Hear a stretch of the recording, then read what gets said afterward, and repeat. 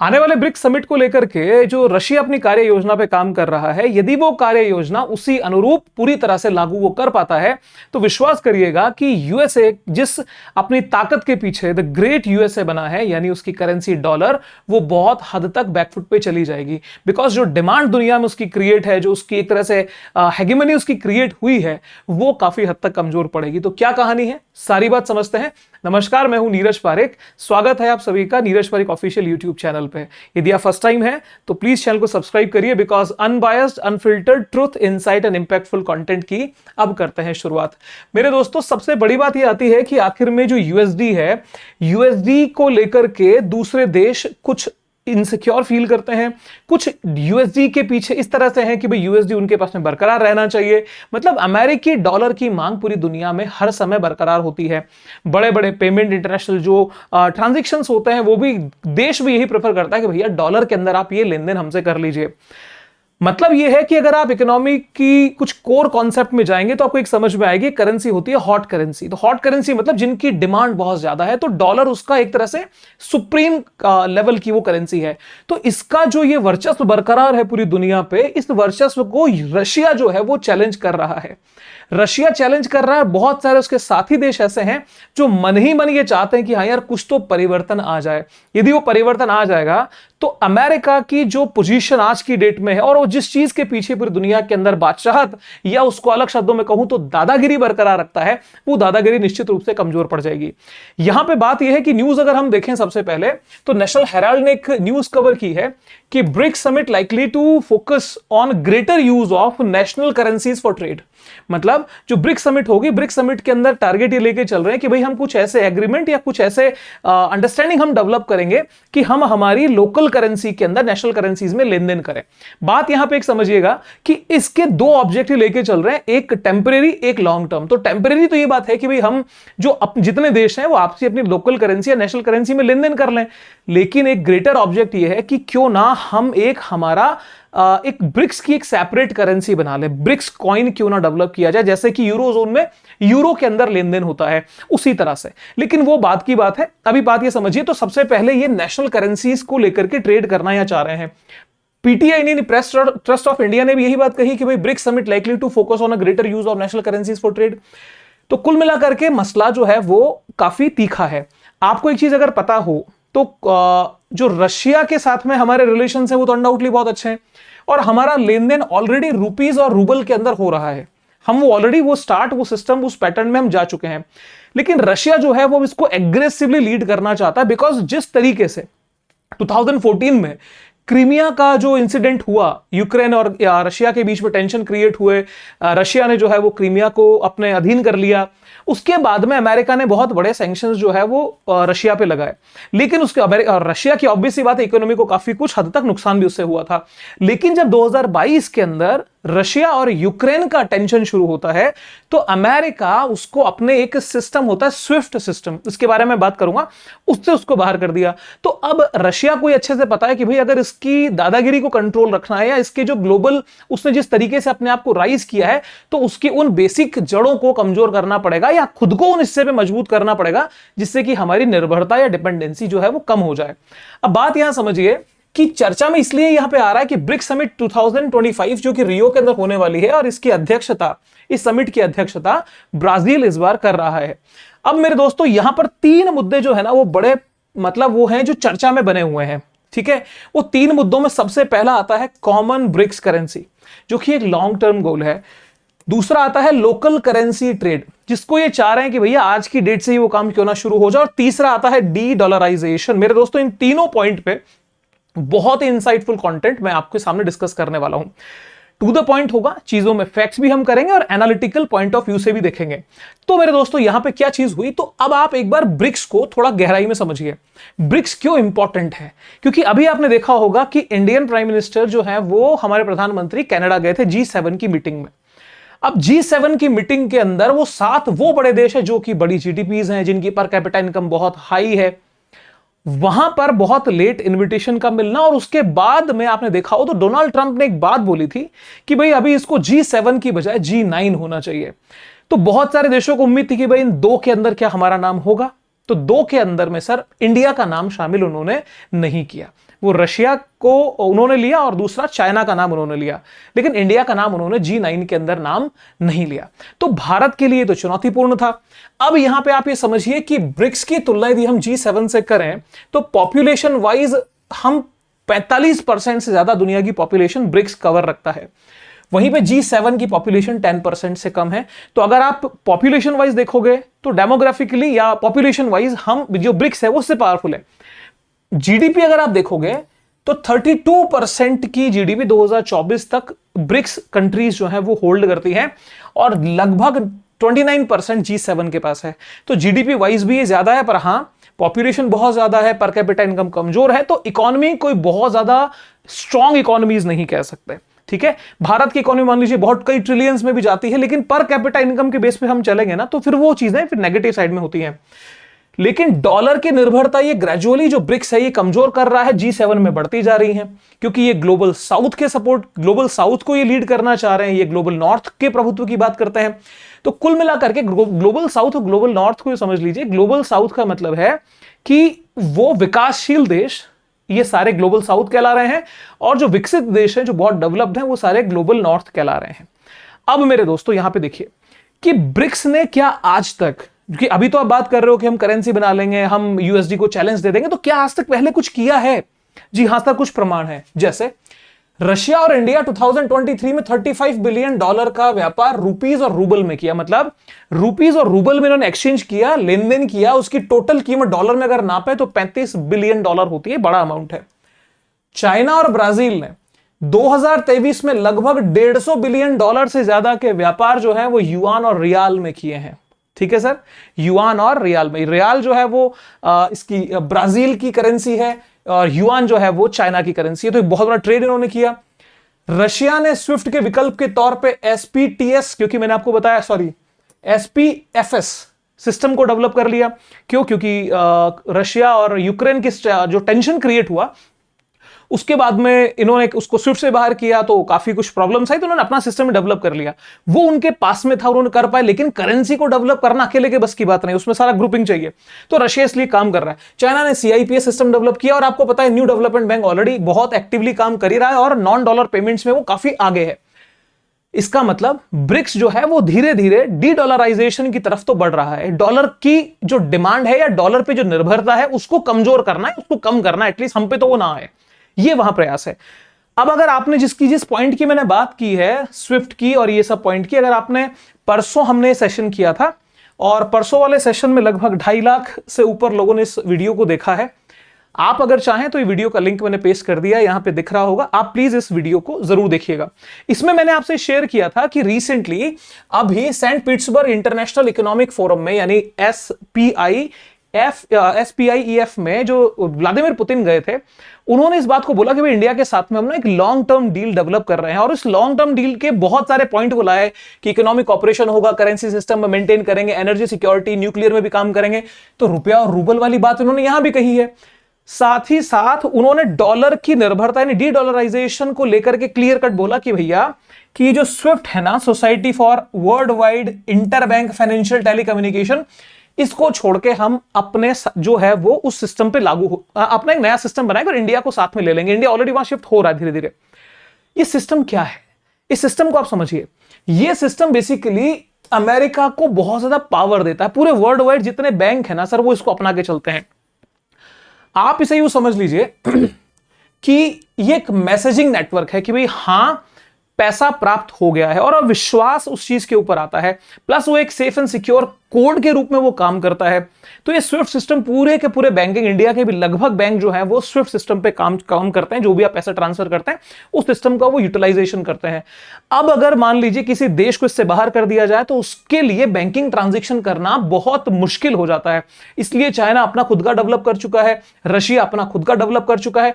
आप इसको एक एग्जांपल समझिए। आप बोलेंगे सर इंडिया में है या नहीं है, तो इंडिया में जो यूपीआई है ना, यूपीआई को आप उसके जैसा समझ लीजिए। बैंकिंग ट्रांजैक्शंस हो रहे हैं ना, तो यूपीआई जैसा वो प्लेटफॉर्म है, लेकिन यूपीआई एक डोमेस्टिक प्लेटफॉर्म है और जबकि जो स्विफ्ट है या जो बाकी जो प्लेटफॉर्म से बना रहे हैं ये ग्लोबल है। इंडिया का भी कोई ग्लोबल प्लेटफॉर्म इंडिया ने डेवलप ऐसा नहीं किया है। यहां पे क्या होता है सर, जब अमेरिका किसी देश को स्विफ्ट से बाहर कर देता है ना, जैसे ईरान को किया, रूस से किया, तो वो देश वैश्विक व्यापार से लगभग लगभग उसकी छुट्टी हो जाती है। तो आप सोचिए कि अमेरिका का कितना बड़ा यहां पे एक रोल रहता होगा कि वो किसी भी देश को ये पता है कि यार इससे अगर बैर मोल ले लिया, इसके साथ में अगर संबंध खराब कर लिए, तो हमें ये स्विफ्ट से बाहर कर देगा। कर लिया तो बैंकिंग ट्रांजैक्शन खत्म। आज के टाइम में ऑनलाइन ट्रांजैक्शन या विदेशी लेन देन तो सारे ऑनलाइन ही होते हैं, वो होंगे ही नहीं, बैंकिंग ट्रांजैक्शन नहीं होगा, तो इकोनॉमी सीधी सीधी कोलैप्सिंग की तरफ बढ़ जाएगी। तो एक बहुत बड़ा डर होता है किसी भी देश का कि अमेरिका की पॉलिसीज का सीधा और मुखर विरोध करने में वो थोड़ा बचते हैं। दूसरी चीज, डॉलर वाला जो सिस्टम है कि सर आपके ऊपर अगर सैंक्शंस लगा दिए जाएंगे, ट्रेड ही नहीं होगा, तो आपको डॉलर नहीं आएगा, आप ट्रेड नहीं कर पाओगे। डॉलर के बिना फिर आप दूसरे देशों से क्या मंगाओगे और क्या खरीदोगे। दूसरा, तीसरी चीज होती है पेट्रो डॉलर। पेट्रोल के लेन देन के अंदर उसने मैंडेटरी किया बहुत जगह कि भैया डॉलर में ही लेन देन करोगे। ये बात मैं पुराने और भी वीडियोस के अंदर, इराक वाला जो मैंने वीडियो बनाया था, आप लिंक देखिएगा इसमें, कैसे उसने डॉलर की वजह से चीजों को खत्म किया, सारा एक्सप्लेन है। अब इसको और समझते हैं सर। तो ये कुल मिलाकर के दुनिया के लगभग सभी बैंक सर इसका उपयोग कर रहे हैं, और इसका जो मुख्यालय है वो बेल्जियम में है, लेकिन अमेरिका जो ब्रुसेल्स में है ये, तो अमेरिका का उस पर बहुत ज्यादा जो है प्रभाव पड़ा हुआ है। अब बात आती है डी डॉलराइजेशन, भाई आखिर में क्यों करना है। रशिया के सामने क्या पोजीशन थी कि रशिया ने जब ये क्रीमिया को अपने अधीन किया, क्रीमिया ये वही जगह 2014 में बहुत हाईलाइटेड थी, लेकिन अभी रिसेंटली आपने सुना हो तो यूक्रेन रशिया का जो टेंशन चला, उसमें जब उसने 40 उसके बॉम्बर्स को तबाह किया था, वायुसेना के विमानों को तबाह किया था रशिया के, उसके बाद में उसने एक पुल को उड़ाया था, खबर आपने सुनी हो तो वो पुल क्या है, मेनलैंड रशिया को क्रीमिया का जो ये प्रायद्वीप है इससे जोड़ता है। ठीक है, तो ये क्रीमिया उसको यूक्रेन के लिए क्लेम करता है हमारा, रशिया क्लेम करता है हमारा है। लेकिन 2014 के अंदर रशिया ने सीधा सीधा यहां पे इसको अपने अंडर में ले लिया, तो वहां पे इन्होंने क्या किया था, यूएसए ने इस पे सैंक्शंस लगा दिए, प्रतिबंध लगा दिए। उन प्रतिबंधों से भाई ये बहुत परेशान हुए, और इसके 2014 में और 2022 में जो यूक्रेन युद्ध हुआ, अभी जो यूक्रेन और इनका वॉर चला, उसके बाद में इसको स्विफ्ट से भी बाहर कर दिया।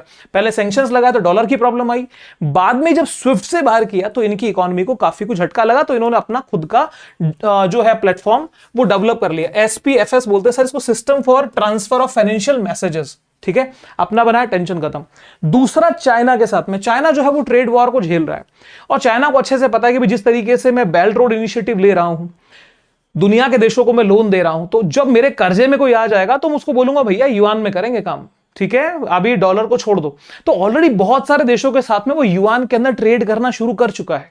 ठीक है, लेकिन उन्होंने जो सिस्टम बनाया that is known as CIPS, मतलब cross border interbank payment system. तो कुल मिलाकर के स्विफ्ट की जो काट है वो रशिया कर चुका है, स्विफ्ट की जो काट है वो चाइना भी कर चुका है। इंडिया के पास में फिलहाल तक ऐसा कोई सिस्टम नहीं, इंडिया चाहेगा तो रशिया वाले को इजीली वो एक्सेस कर सकता है, अपना सकता है।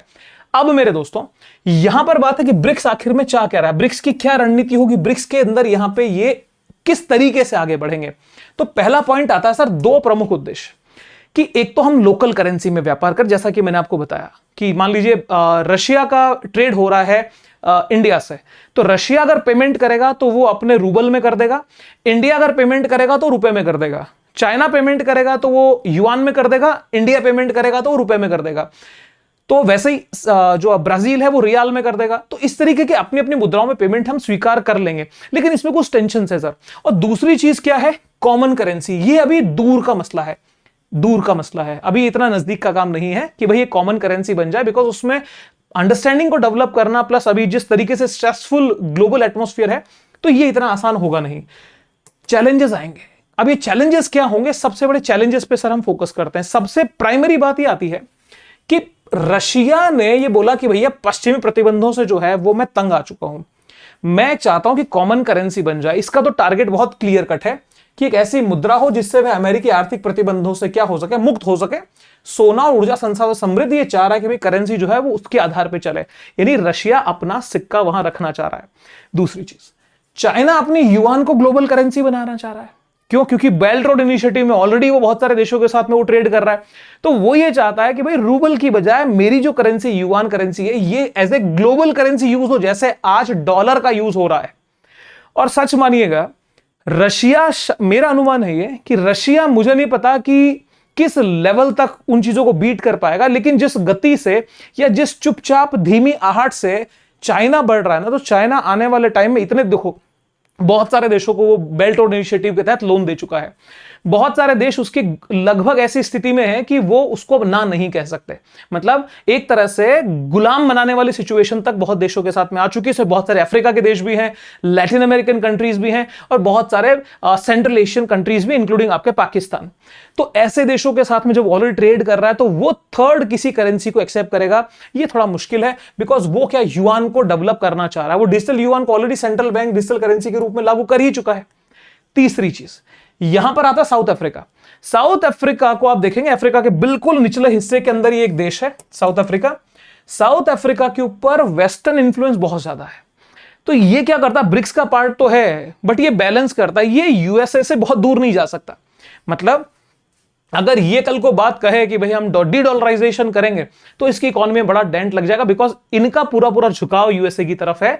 भले ये जो है वो इसका हिस्सा है, ठीक है, जैसे इंडिया एससीओ का हिस्सा है, बट एससीओ के अंदर कोई बहुत बड़ा रोल इंडिया नहीं निभा रहा है। एससीओ ने जब ओपनली अभी इजराइल के इस एक्शन को जिसको निंदा की, भारत ने अपने आप को स्टेटमेंट से दूर कर लिया, ऑफिशियली आपको पता है। तो इसी तरह से ब्रिक्स के अंदर साउथ अफ्रीका भी जो है ना बहुत प्रोएक्टिवली नहीं जुड़ा हुआ है, तो रशियन साइड की तरफ उसका टिल्टेशन नहीं है, तो इसका एकाएक करेंसी को छोड़ना बहुत मुश्किल बात है।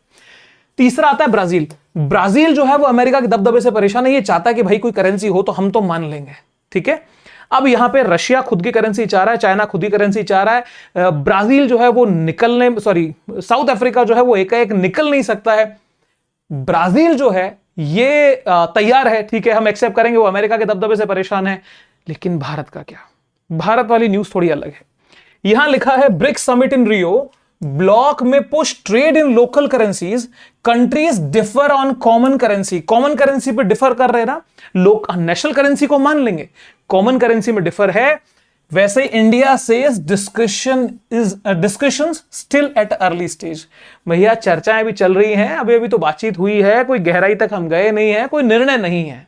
मतलब खुल के हमने ना तो नहीं बोला लेकिन हां भी नहीं बोला, तो भारत अभी उस स्टेज में नहीं है। और भारत का निर्णय बहुत हद तक सही है कि एकाएक, क्योंकि जब चाइना जिस तरीके से एग्रेसिव पॉलिसीज में है, तो हम अगर युआन के साथ में को ट्रेड किया, मान लीजिए हमने रियाल के साथ में को ट्रेड किया, तो बहुत सारे खतरे हैं। खतरे हैं कि वॉलेटिलिटी बहुत ज्यादा है, कि उन करेंसीज में स्थिरता का भी अभाव है। वो अभाव अगर कहीं नुकसान पहुंचा गया, किसी देश की करेंसी में हमने ट्रेड किया, वो कल को उसकी इकोनॉमी के अंदर डेंट लग गया, उसकी इकोनॉमी नीचे की तरफ, तो हम भी पूरी तरह से नीचे की तरफ। तब देखते हैं, देखो क्या क्या इश्यूज हैं।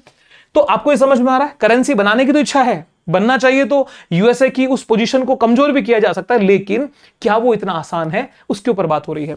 अब मेरे दोस्तों, भारत जो है वो लोकतांत्रिक व्यवस्था, स्वतंत्र मुद्रा नीति को बनाए रखना तो चाह रहा है, लेकिन चाइना की करेंसी को लेकर के इंडिया थोड़ा संकोच में है, क्योंकि हमारे अभी लैंड बॉर्डर डिस्प्यूट्स जो है वो रिजॉल्व नहीं हुए हैं। दूसरी चीज, जिस तरीके से चाइना एग्रेसिवली इंडिया के, कभी अभी कुछ दिन पहले अरुणाचल के फिर से गांवों के नाम अपनी लिस्ट के अंदर एक नए सिरे से उन्होंने लिखे, नया डिस्ट्रिक्ट अभी लद्दाख के अंदर एक वहां पे अपने प्रोविंस में डिस्ट्रिक्ट उन्होंने बनाया, जिसका कुछ हिस्सा, जिसको लद्दाख के हिस्से को उन्होंने उसमें शामिल कर लिया है।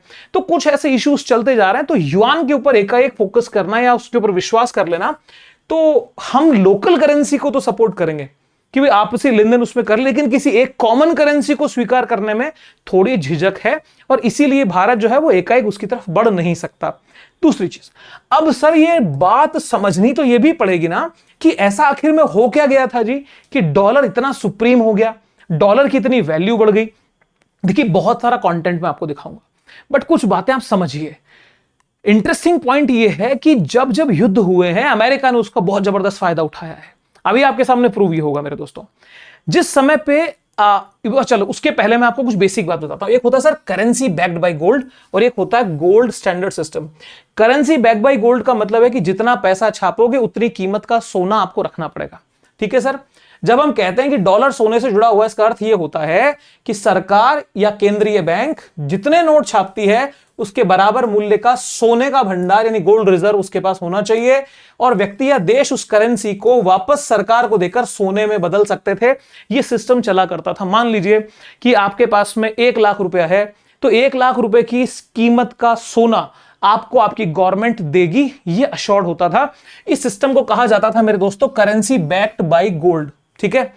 अब यहां पर इसे गोल्ड स्टैंडर्ड सिस्टम हो गया कि भाई मुद्रा जो है वो सीधा सोने के मूल्य से तय हो गई, सोने की कीमत के हिसाब से उसकी मुद्रा की वैल्यू तय हो जाती है। तो ये सिस्टम बेसिक सिस्टम है। अब ये जो सिस्टम आया, ये शुरुआत कैसे हुई मेरे दोस्तों? सबसे पहले ना ये चीजें शुरू हुई थी यूके में, ब्रिटेन में। ब्रिटेन के बाद में बहुत सारे यूरोप के देशों ने इसको अपनाया, अमेरिका ने इसको अपनाया।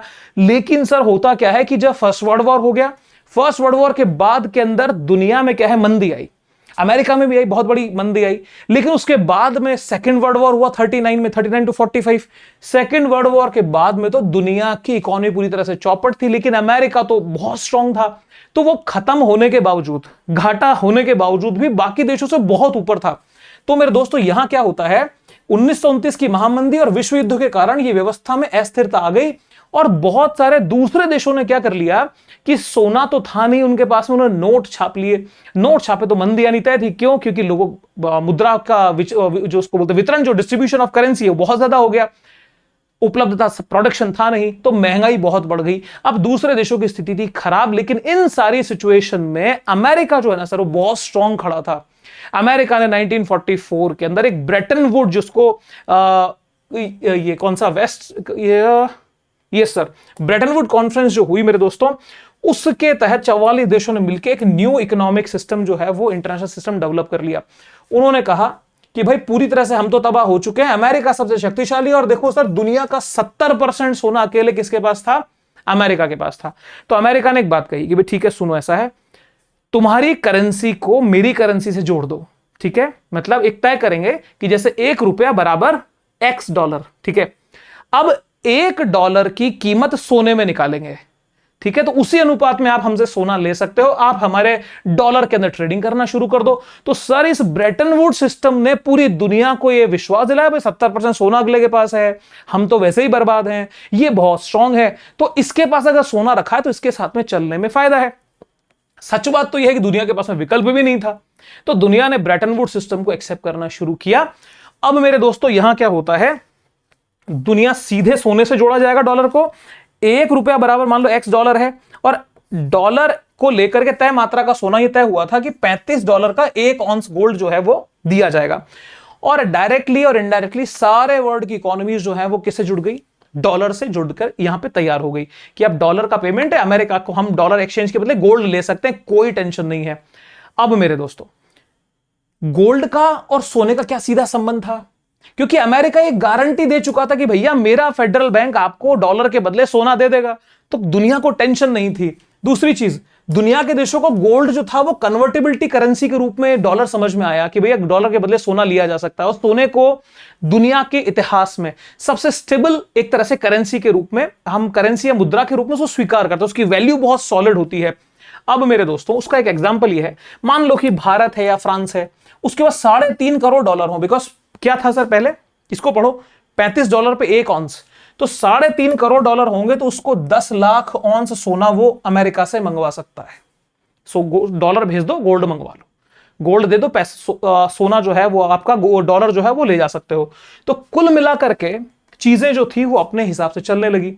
अब अमेरिका में क्या होता है दोस्तों, एक समय पे आके स्थितियां बिगड़ गई। अमेरिका ने वियतनाम वॉर हुआ, वियतनाम वॉर के अंदर जिस तरीके से अमेरिका फंसा, वियतनाम वॉर, उसके जैसे और भी कोई जो वॉर्स लड़े हैं कि दूसरे देशों के खिलाफ उनको बर्बाद करने के क्रम में, सिर्फ अपने ईगो की फाइट में ऐसे 20 देशों की बर्बादी का ये वीडियो है, जरूर से सर देख लीजिएगा, मजा आएगा देख के। तो यहां क्या हो गया, वियतनाम युद्ध हुआ, उसने स्पेस प्रोग्राम डेवलप कर लिए, डोमेस्टिक एक्सपेंसेस बहुत ज्यादा हो गए, तो कुल मिलाकर के सोना उतना अमेरिका के उसमें रहा नहीं। अमेरिका ने नोट छापे धड़ाधड़, बाकी देश परेशान, भाई ये डॉलर छाप रहा है।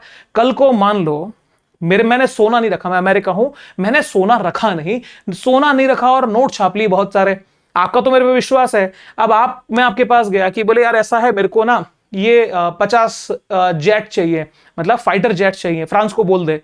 अब फ्रांस को पेमेंट किस में करेगा? डॉलर में। डॉलर में कर दिया, लेकिन बैंक में गोल्ड था क्या? नहीं था। इसका मतलब वो करेंसी हवाई करेंसी है। कल को अमेरिका की इकोनॉमी डूबेगी तो वो पैसा सारा डूबा हुआ समझो। तो ये बात सर फ्रांस को, बाकी देशों को पता लगी। फ्रांस ने बोल दिया कि भाई साहब हमें तो ऐसा है, गोल्ड दे दो सर, डॉलर ले लो, गोल्ड दे दो। अमेरिका को लगा अगर ये भीड़ हमारे पास आती रही तो सारा सोना हमारा तो हो जाएगा साफ। उसी डर से मेरे दोस्तों यहां क्या होता है, 15 अगस्त 1971 को भारत की स्वतंत्रता दिवस के दिन 15 अगस्त 1971 को प्रेसिडेंट रिचर्ड निक्सन ने एक तरफा घोषणा कर दी, बोल दिया कि डॉलर के बदले पैसा नहीं मिलेगा, जाओ अपने घर। अब इसे निक्सन शॉक भी कहते हैं, ब्रेटन वुड कोलैप्स भी कहते हैं। तो मेरे दोस्तों, ये वो दौर था जिसमें सोने से डॉलर को जोड़ा गया और बाद में अपने आप हटा के साइड में कर लिया। फिर आपके मन में सवाल आना चाहिए कि जब ये डॉलर को गोल्ड से सेपरेट कर दिया गया तो इसकी इतनी वैल्यू क्यों है सर? वो विश्वास का है सर।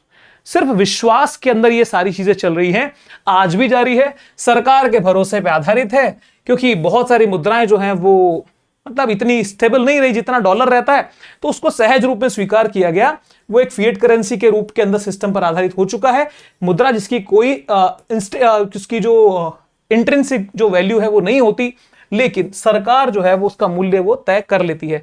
आपने सुना होगा ना, सरकार ने वैल्यू गिरा दी, मूल्य बढ़ा दिया, ये सर सिस्टम। अब इसकी जो अमेरिका की तीसरी, देखो एक स्विफ्ट आपने देखा, एक डॉलर की सुप्रीमेसी देखी, तीसरी चीज है सर पेट्रो डॉलर। मतलब ये पेट्रोल का जो ट्रेड है ना सर, ये एक चाहता है पूरी दुनिया में सिर्फ डॉलर में हो, क्योंकि लिमिटेड जो कंट्रीज हैं उनके पास ये रिसोर्स है जो ये बेचते हैं। दूसरी चीज, पेट्रोलियम हर देश को चाहिए, हर देश को चाहिए। अगर उनको ऐसा दबाव में ले लिया जाए कि भैया ये सबसे प्रीमियम प्रोडक्ट हमारी करेंसी में ही बिकेगा, तो डॉलर की सुप्रीमेसी डेवलप हो गई। इसी सुप्रीमेसी को डेवलप करने के चक्कर में, ऐसे मेंटेन करने के चक्कर में इराक को, लीबिया को, सीरिया, बहुत सारे देशों को सर बलि का बकरा बनाया जा चुका है। अब मेरे दोस्तों, पेट्रो डॉलर सिस्टम का हमने आपको बताया था कि ये सऊदी अरब के साथ में एक समझौता हुआ था 1973 में, और ये तय किया गया था कि भाई अब जो है वो हम इसमें क्या करेंगे, लेन देन जो है वो डॉलर में करेंगे और पेट्रोलियम का ये लेन देन होगा। इसी को डिनाय सद्दाम हुसैन ने बाद में किया। इसी के अगेंस्ट के अंदर पेट्रोल जो उसको गोल्डन दिनार जो है वो लीबिया के जो शासक थे कर्नल गद्दाफी, वो डेवलप कर रहे थे, उन सबको उन्होंने खत्म कर दिया just to maintain the supremacy of USD. तो पेट्रो डॉलर, अब इंडिया इसको चैलेंज करता है सर, बिकॉज जिस समय पे ईरान पे भी सैंक्शंस लगाए गए थे, उसके बाद में रशिया, चाइना और इंडिया ने पैरेलल जो है उससे पेट्रोलियम जो है वो खरीदा है। दूसरी चीज, रशिया पे सैंक्शन लगाया तो इंडिया ने उससे पेट्रोलियम खरीदा है, चाइना ने उससे पेट्रोलियम खरीदा है। तो इसको चैलेंज तो सर ये तीन देश मिलकर दे रहे हैं, और ये तीन देशों का एक होना बहुत जरूरी है। जिस दिन ये तीन देश एक लाइन में आ जाएंगे, जैसे भी इनकी सहमति बने, जब भी इनके विरोधाभास दूर हो, प्रयास सकारात्मक दिशा में हो, लेकिन हाँ संप्रभुता से समझौता नहीं हो, तो अगर ये होता है तो अमेरिका की जो सुप्रीमेसी उसको सीधे सीधे चैलेंज यहां पे दिया जा सकता है। मतलब सर हो यह गया कि दुनिया का हर देश जिसने तेल खरीदना है उसे पहले डॉलर कमाना या खरीदना पड़ता है। इससे डॉलर की मांग जो है वो सर वो स्थायी बनी रहती है। यह सबसे बड़ा ऑब्जेक्ट है डॉलर को मेंटेन करने का। अब मेरे दोस्तों बात समझो कि यदि ये ब्रिक्स के अंदर ये जो लाना चाह रहे हैं कि भाई हम लोकल करेंसी में, बिकॉज 35% की जीडीपी जिन देशों की है, वो अगर इंटरनल ट्रेड आपस में करने लगे और अपनी ही करेंसी में करने लगे तो क्या प्रभाव होगा? डॉलर का दबदबा घटेगा, कोई डाउट नहीं है। उभरती अर्थव्यवस्थाओं को ताकत मिलेगी, कोई शक नहीं है। अमेरिकी सैंक्शंस का असर कमजोर पड़ेगा, लोग डरेंगे नहीं। आज अमेरिकी सैंक्शंस से बहुत प्रभाव स्विफ्ट है, डॉलर है और आपका पेट्रोलियम है। तो इन तीन चीजों के डर के सर अच्छे अच्छे देश बैकफुट पे रहते हैं, ये वो रीजन है। तो इसलिए डॉलर को अगर कहीं पे वीक किया गया, डॉलर की डिमांड को कमजोर कर दिया जाए तो ये चीज पॉसिबल है। ग्लोबल साउथ की आवाज मजबूत होती है, जो विकासशील देश है उनके ऊपर वेस्टर्न जो दबाव है वो बहुत हद तक कम हो जाएंगे और चीन और रूस के दबदबे में वृद्धि होगी। आप बोलेंगे सर भारत का नाम नहीं है। सर भारत की इकोनॉमी की तुलना यदि चाइना और रशिया से हम करें तो हम थोड़ा पीछे हैं, थोड़ा नहीं काफी पीछे हैं। उसको कंपीट करने में थोड़ा टाइम लगेगा, इसलिए इन दोनों देशों का दबदबा ही मेनली बरकरार रहेगा। प्रेसिडेंट डोनाल्ड ट्रंप ने जिस तरीके से दुनिया को लीड किया है वो एक किसी भी डेमोक्रेटिक कंट्री के लीडर की पहचान तो नजर नहीं आती। लेकिन सर हुआ क्या है, ये तीन चीजें यानी डॉलर, पेट्रोलियम, पेट्रो डॉलर और दूसरा स्विफ्ट, ये तीन चीजों को यदि बैलेंस कर लिया जाए, इनको अगर टैकल कर लिया जाए तो कन्फर्मली साहब जो दुनिया का अपने आप को शहंशाह समझते हैं उनको, या जिन्होंने यूएन को भी अपने इस तरह से मुट्ठी में बंद किया हुआ है, बहुत हद तक नियंत्रण हो जाएगा और इनका टाटा बाय बाय इसी आधार पे कहा जा सकता है। लेकिन ध्यान रखिएगा ये अभी के टाइम पे बहुत मुश्किल है, क्योंकि जिस तरीके से इन देशों की इकोनॉमी की वॉलेटिलिटी है, जितनी स्थिरता भी अमेरिका में है, लेकिन अगर ये बरकरार रहे तो अमेरिका के अंदर ये स्थिरता बहुत दिन तक बरकरार नहीं रहेगी, ऐसा हमें विश्वास है। तो ये सेशन आपको कैसा लगा? ये जो एनालिसिस हमने आपको दिया, यदि आपको ये इंसाइटफुल लगा है, अनबायस्ड लगा है तो प्लीज वीडियो को लाइक, अपने फ्रेंड्स के साथ में शेयर जरूर करिएगा। और आपका एक सब्सक्रिप्शन हमारे हौसले को बढ़ाता है, जिससे कि हम और बेटर क्रिएटिविटी के साथ में अनपार्शियल अनफिल्टर्ड कंटेंट आपके लाने के लिए उत्साहित हो जाते हैं। चलिए दोस्तों, तो फिर मिलूंगा किसी नेक्स्ट वीडियो में एक अच्छे टॉपिक के साथ में। Wish you very happy learning. जय Hind, see you soon again, bye bye.